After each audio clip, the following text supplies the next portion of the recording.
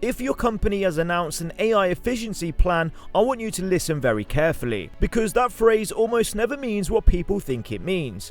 It doesn't mean innovation, it doesn't mean growth, and it definitely doesn't mean everyone keeps their job. In office work, an AI efficiency plan usually ends in layoffs, just not in the right way and not in a way people expect. In the next few minutes, I'm going to show you why these plans are so dangerous, how they actually work behind the scenes, and the exact moment you should realize your job security has quietly changed. And if you stay until the end, I'll give you a simple way to tell whether you're protected or whether the plan is already moving against you. Here's the first thing you need to understand. Companies don't launch AI efficiency plans because they want to fire people. They launch them because leadership feels pressure to reduce costs, pressure to increase margins, pressure to prove they're modern. AI gives them a perfect excuse to act without sounding ruthless, because efficiency sounds responsible, it sounds smart, it sounds unavoidable. And that's why these plans are so effective. They don't start with layoffs, they start with measurement. The first phase of AI efficiency plan is never cutting staff, it's understanding the system. AI gets rolled out to map workflows, track output, remove friction, and identify bottlenecks. And again, none of these feel threatening at first, it feels like improvement. People are told it will reduce admin, cut meetings, and free everyone up for higher value work. And for a short time that's true.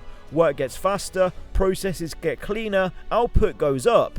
And this is the moment most office workers relax, because nothing bad has happened yet. But this is also the moment leadership learns the most dangerous thing of all: how much work can be done with fewer people. That's when the efficiency plan quietly changes purpose. It stops being about helping humans work better and starts being about how many humans are actually needed. This is the part nobody announces. Because once AI shows that output can increase without increasing headcount, the question becomes unavoidable. If we can do more with the same people, can we do the same with fewer? That's when the plan moves into phase 2. Phase 2 is optimization.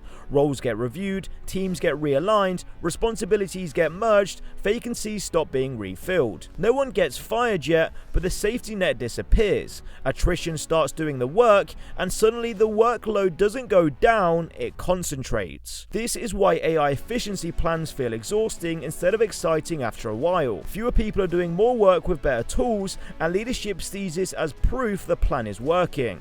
And here's the uncomfortable truth from the company's perspective that it's working. This is where the danger becomes real. Because once leadership sees that the business can function with fewer people, the remaining staff are no longer protected by necessity, only by convenience. And convenience doesn't last. Now here's the psychological trap that makes this even worse. Most office workers respond to AI efficiency plans by trying to prove their value through output. They work faster, they take on more, they adapt quickly, they become the reliable ones. And again, in the short term this looks smart, but long term it accelerates the problem. Because efficiency plans don't reward effort, they reward reduced dependency. If the system learns that fewer people can handle the workload without things breaking, it doesn't ask who's worked hardest, it asks who can be removed without risk. And AI is very good at answering that question. This is why layoffs from AI efficiency plans rarely feel sudden, they feel inevitable in hindsight. By the time cuts are announced, the work has already been reorganized to survive without certain roles. And here's the key insight most people miss. AI efficiency plans don't target bad performers first, they target roles that become redundant. That's why good people get caught off guard. Their performance was never the issue, the structure was. The roles most at risk are the ones built around translation, coordination, preparation, and internal support. Roles that exist to move information around rather than decisions. AI attacks the middle of the workflow first, the part that turns chaos into something usable. Once that middle layer is automated, the organization flattens. And when organizations flatten, layoffs aren't personal, they're mathematical. Now, let's talk about the exact moment an AI efficiency plan becomes a layoff plan. It's when leadership stops asking how can AI help our people and starts asking how many people do we need now that AI exists. That shift doesn't get communicated, but you can feel it. Meetings focus more on metrics, managers talk about headcount ratios, there's pressure to justify roles, and suddenly visibility becomes obsession.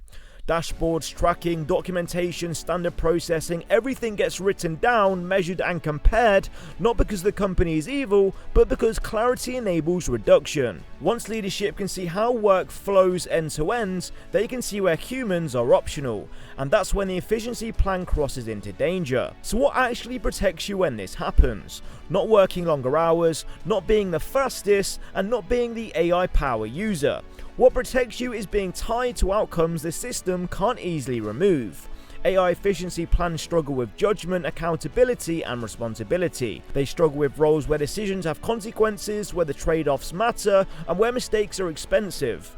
The closer your work is to those areas, the harder it is to cut without risk. This is why two people in the same team can experience the same AI plan very differently. One becomes more valuable, the other becomes expendable. The difference isn't skill, it's proximity to consequences. Now, here's the practical payoff, the thing that helps you assess your own situation clearly.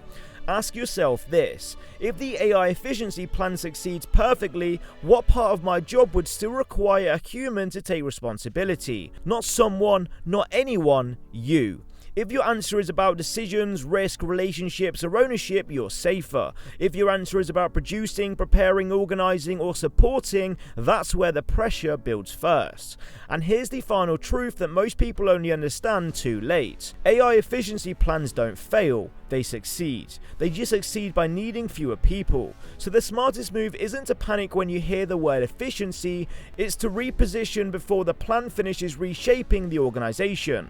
Because once leadership sees the business can survive with fewer roles, the question isn't whether layoffs will happen, it's when. If you want some clarity, comment down below your specific job role and I'll let you know how long roughly you have gone till AI will take your role, and I'll give you some advice on how you can optimize your role to last longer. If you're new to the channel, make sure you subscribe for everything office worker and AI related. I will see you all in the next one. Peace out.